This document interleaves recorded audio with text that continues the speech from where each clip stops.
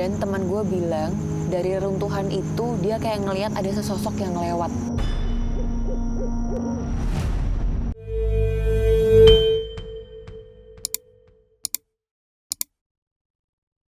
Tapi ya ngomong-ngomong soal tempat serem atau tempat-tempat angker gitu, gue tuh pernah datang ke salah satu tempat, tapi bukan di alam gitu loh. I mean bukan di wisata alam terbuka gitu. Jadi ini tempat komplek yang kayak udah nggak keurus gitu loh guys.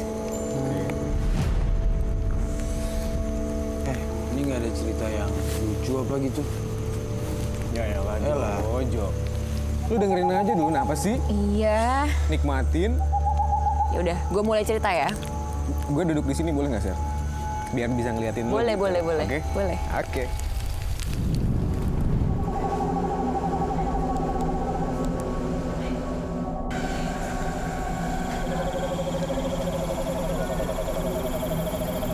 Jadi ini cerita tentang kompleks perumahan yang udah mati. Lokasinya sih masih di sekitaran Jakarta. Sebelum kalian nanya kenapa gue nggak ngajak, karena waktu itu gue perginya dadakan. Nggak, lu sombong pasti. Enggak, gue takut lu nggak berani, Jo. Ya. Oke, lanjut ya. Jadi waktu itu gue lagi main ke tempat temen gue. Nah kebetulan rumah dia itu memang deket sama komplek mati ini. Dan dia ceritalah kalau kompleks ini tuh memang sepi, nggak berpenghuni, dan banyak kejadian-kejadian aneh yang terjadi di situ. Kayak apa? Nah, makanya nanti gue ceritain. Gue denger info kayak gitu langsung dong. Jiwa petualang gue ini kayak beronta-ronta gitu. Kayak gue pengen datang ke sana. Makanya abis dari rumah teman gue, kita langsung meluncur ke sana. Kita ke sana pada malam hari. Dan benar kata teman gue tadi, tempat ini memang menyeramkan guys. Dari jalan masuk aja udah gelap gulita. Boro-boro lampu jalan. Lampu penerangan dari dalam rumah aja sama sekali nggak ada. Pasalnya ya, rumah-rumah di kawasan ini udah nggak berpenghuni lagi. Masuk ke sana harus ngelewatin jembatan kecil dengan kali kecil di bawahnya. Berasa ditantang men. Di seberang jembatan kecil ini ada kawasan nggak berpenghuni. Jadi kita kayak lagi milih nih, maju nggak? Ya maju lah, karena kita penasaran juga kan. Begitu masuk suasananya lebih anyep lagi nih guys, lebih senyap. Dan dari dalam mobil teman gue langsung nih nyalain kameranya. Dia buka kaca mobil dan langsung tampak pemandangan yang bikin merinding banget. Di sana-sini tampak semak dan pepohonan rindang yang tumbuh subur nih, yang bikin suasana makin serem lagi. Bisa bayangin kan, nggak berpenghuni, gelap, banyak pohon-pohon, terus semak-semak yang tumbuhnya nggak beraturan. Padahal kawasan ini masih termasuk kawasan kota. Tapi ini memang kampung mati dan nggak berpenghuni, sepi, sunyi, dan creepy banget. Pas kesana, itu baru selesai hujan lagi. Jalanan becek, bahkan di beberapa bagian malah airnya tuh tergenang. Sampai-sampai mobil kita tuh nggak bisa lewat. Jadi ya udah, akhirnya mobil kita parkir di depan dan kita jalan kaki menelusuri tempat kampung mati ini. Serius, ini tuh kelihatan creepy banget. Tadinya yang kita mikir kita bisa masuk naik mobil biar kita dapet cahaya penerangan lebih dari lampu mobil. Tapi ternyata mobil kita harus ditinggal di depan. Jadi mau nggak mau kita harus jalan kaki. Itu asli serem banget dan kita nggak berani jalan jauh-jauhan men. Ngeri banget, kita cuman modal lampu kamera doang sama lampu dari senter handphone.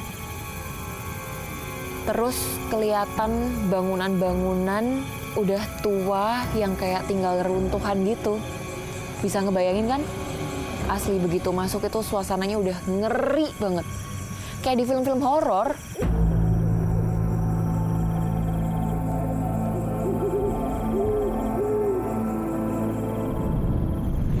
Lo lagi aneh-aneh aja, Sir. Lo ngapain ke situ? Jo, itu tuh namanya wisata adrenalin. Udah, lanjutin aja ceritanya. By the way, gue sambil makan roti lagi boleh ya? Oh, silakan, Bos, silakan. Ini berdua urusannya makan mulu dari tadi. Makan roti lah, makan sosis, susu, kurang apa? Udah Udah lah ya. Ya udah. Lanjut ya.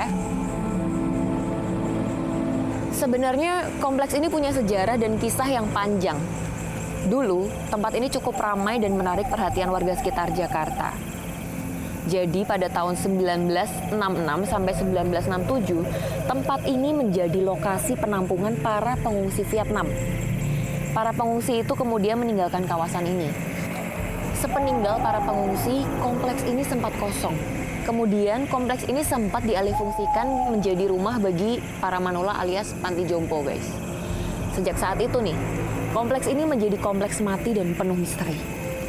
Dan malam itu, gue bener-bener merasakan aura mistis di tempat ini.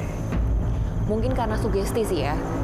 Namanya juga berjalan di dalam kegelapan di kompleks tak berpenghuni ya kan. Rasanya pasti deg-degan dong. Tapi anehnya, semakin kental aura misteri, semakin berani pula kita menelusuri tempat ini. Tahu kan, kayak di film-film horor, kita tuh suka gemes ngeliat orang-orang yang lu udah tahu tempatnya serem tapi tetap masuk gitu. Keluar masuk dari satu reruntuhan bangunan ke reruntuhan bangunan lain, rasanya spooky banget, men. Ini kita jalan kaki loh, gak kebayangkan kalau terjadi sesuatu atau ada penampakan yang aneh-aneh gitu. Tanpa kemunculan sesuatu yang janggal pun, tempat ini tuh udah cukup menakutkan di malam hari.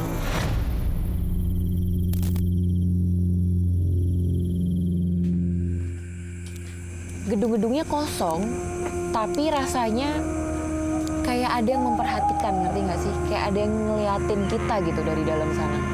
Gue sampai gak berani ngeliat ke gedung-gedung itu.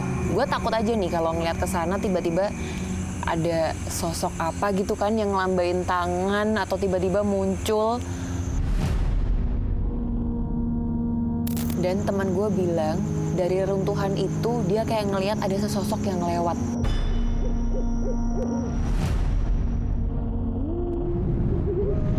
Dan ngeliatin kita, itu merinding sih. Gue masih berusaha positive thinking nih. Kayak mungkin karena kita udah ketakutan duluan, jadi kayak berasa ada sugesti, terus kita berimajinasi sendiri, kayak halu gitu, kayak ada yang ngeliatin. Jadi kayak gue masih berusaha, oke mungkin teman gue cuman halusinasi aja.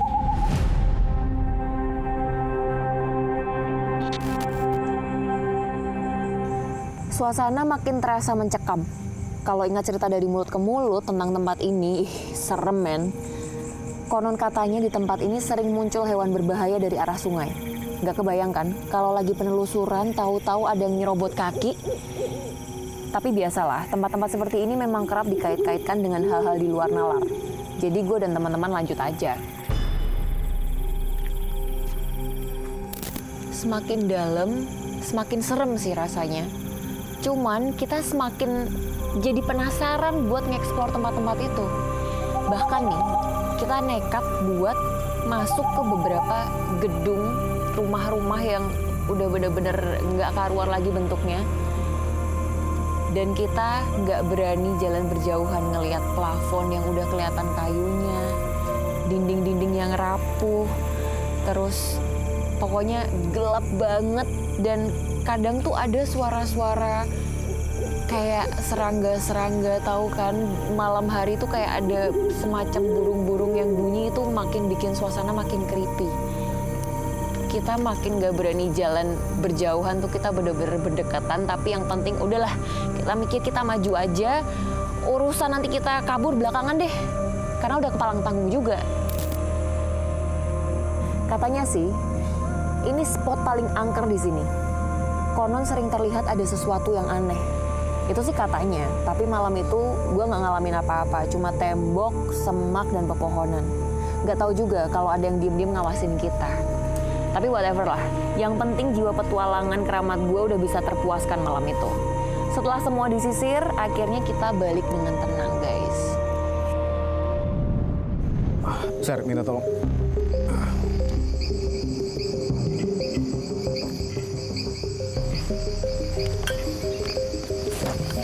Apa sih, Zal?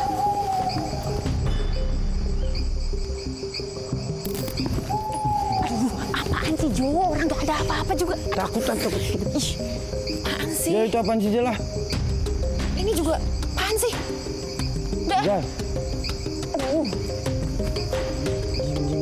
Ini gue mau pakai sepatu. Udah, mau tidur aja.